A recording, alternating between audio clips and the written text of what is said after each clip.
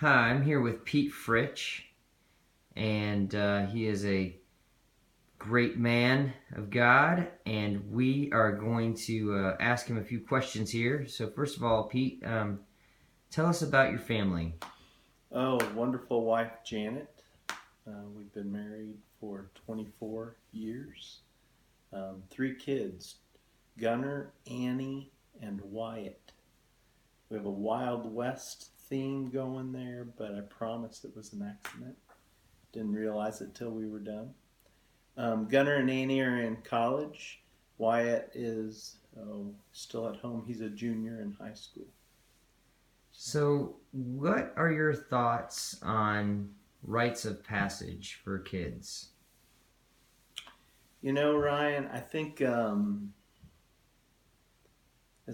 as I look back, I can't believe how fast it's going, and I think we were aware that our kids were growing up fast. I think we wanted to capture moments with them.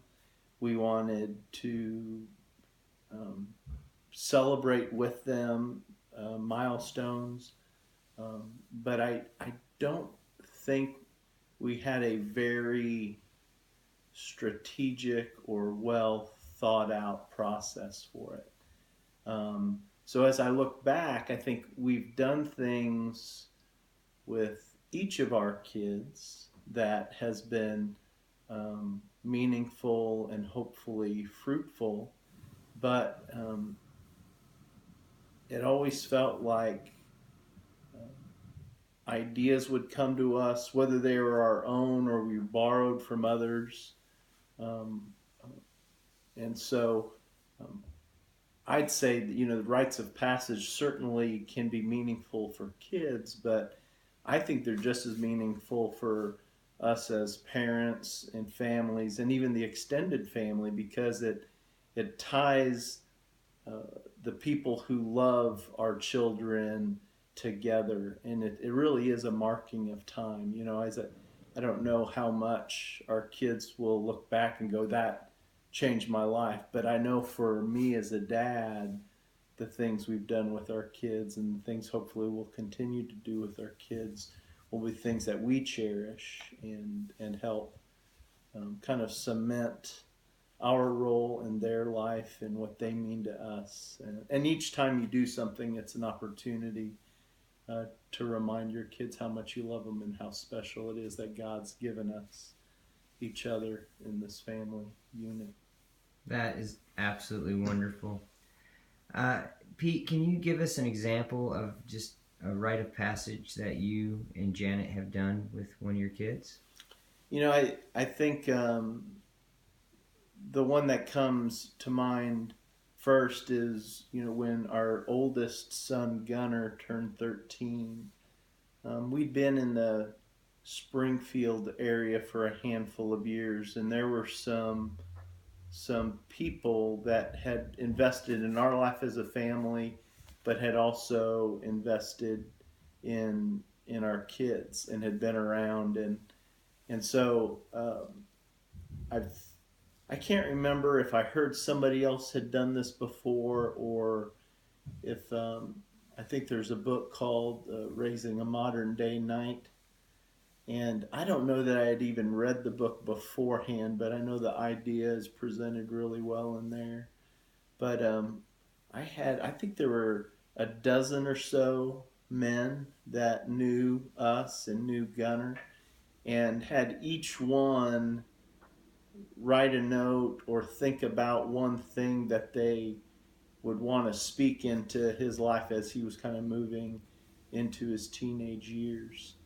And on one day, a group of us went out and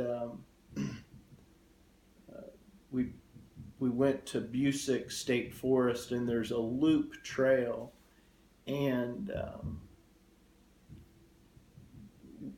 the these friends of mine went with me, and we got to the trail, about an hour before Gunner, and we hiked around and we positioned them along the trail, and it was a wilderness area, and so they I think some of them might have had chairs to sit in and just wait. But then Janet brought Gunner, and we met at the trailhead, and he and I walked and we talked about this journey he was going on. And then we came to this fork in the trail, and I said, "Okay, Gunner, you and I walk together, but there's going to be times that you are going to make decisions on your own, and so I want you to walk this path, and um, and I'll catch up with you later." And I can't remember the exact instructions I gave him, but I couldn't believe how quickly he said yes. He had never spent much time in the woods alone before, and he just took off down the trail. And I think the first person he came to was my father-in-law, Janet's dad, and Bob Smith. Her dad said, couldn't believe Gunner's face when Gunner saw him and he realized then what was going on.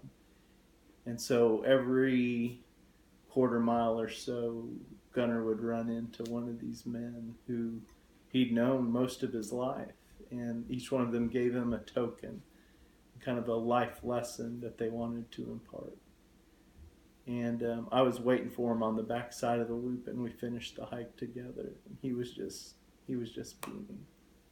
And so now he's got a little treasure box full of these notes and the little tokens that the men gave him. And so Gunner's graduating from college now. Over on the table, we've got his graduation announcements from Louisiana Tech. He's graduating as an honor student. He'll be a mechanical engineer. But more important than that is he's a man of character. And can't blame that day, but I can blame the men.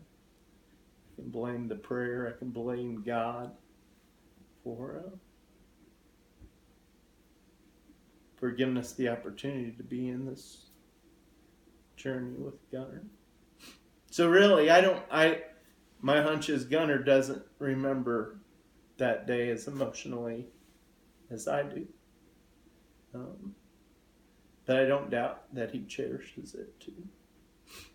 With Annie, very different. For Annie, I think for her it was Nicaragua. And,